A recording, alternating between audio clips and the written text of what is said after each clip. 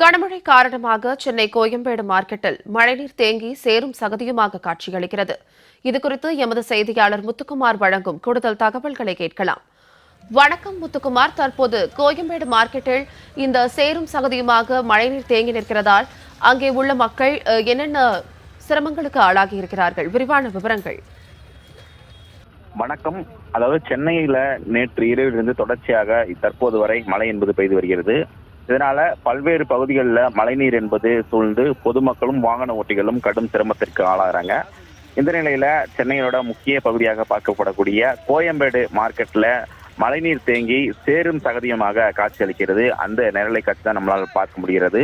அதாவது மழை என்பது நேற்றிலிருந்து துவங்கி பெய்து வருகிறது. குறிப்பாக சென்னையை பொறுத்த வரைக்குமே பல்வேறு பகுதிகளில் தொடர்ச்சியாக பெய்து வரக்கூடிய மழையின் காரணமாக பல்வேறு பகுதியில் இருக்கக்கூடிய தாழ்வான பகுதிகளில் மழைநீர் என்பது சூழ்ந்து பொதுமக்களும் சரி வாகன ஓட்டிகளும் சரி கடுமையான சிரமத்திற்கு ஆளாகிறாங்க. அதன் ஒரு பகுதியாக கோயம்பேடு சந்தையை பொறுத்த வரைக்குமே முக்கியமான சந்தையாக பார்க்கப்படுகிறது. கோயம்பேடை பொறுத்த வரைக்குமே பூ மார்க்கெட், பழ மார்க்கெட், அதே போல காய்கறி, பூ மற்றும் கீரை வகைகள் இதுக்கான பல்வேறு விதமான மார்க்கெட்டுகள் இருக்கிறது. அந்த பகுதியை பொறுத்த வரைக்குமே தினந்தோறும் பல்வேறு விதமான மக்கள் அந்த இடத்திற்கு வந்து செல்லக்கூடியது.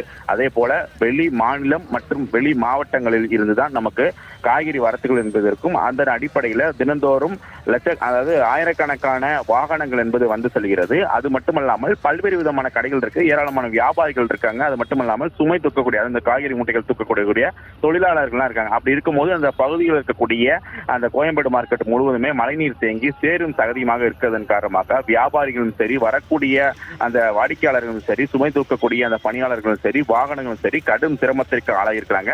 நம்ம அந்த காட்சியிலே பார்க்க முடிகிறது. ஒரு வியாபாரி அந்த நடந்து வரக்கூடிய பொழுது அந்த பகுதியில் இருக்கக்கூடிய பள்ளத்தில் விழுந்து அதாவது அடிப்படக்கூடிய ஒரு விபத்து ஏற்படக்கூடிய ஒரு நிலை நம்மால் பார்க்க முடியுது. இப்படி இருக்கும்போது தொடர்ச்சியாக இதே போன்ற ஒரு சூழ்நிலை தான் இருப்பதாக வியாபாரிகள் தரப்பிலிருந்து குற்றம் சாட்டுகிறாங்க.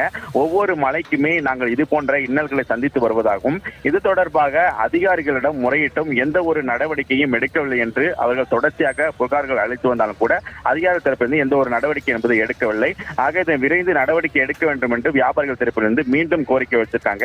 இன்னும் வரக்கூடிய நாட்கள்ல தொடர்ச்சியாக மழை இருக்கக்கூடிய சூழல்ல இது போன்ற நிலைமை மீண்டும் நீடித்தால் இன்னும் பெரும் விபத்து ஏற்படுவதற்கான அச்சம் இருப்பதாக வியாபாரிகள் தரப்பிலிருந்தும் அது மட்டுமல்லாமல் சுமை தூக்கக்கூடிய தொழிலாளர்கள் தரப்பிலிருந்தும் அதாவது குற்றம் சாட்டியிருக்காங்க. விரைந்து இதற்கான ஒரு நடவடிக்கை எடுக்க வேண்டும் என்று அவர்கள் தரப்பிலிருந்து புகாரம் தெரிவித்திருக்கிறாங்க.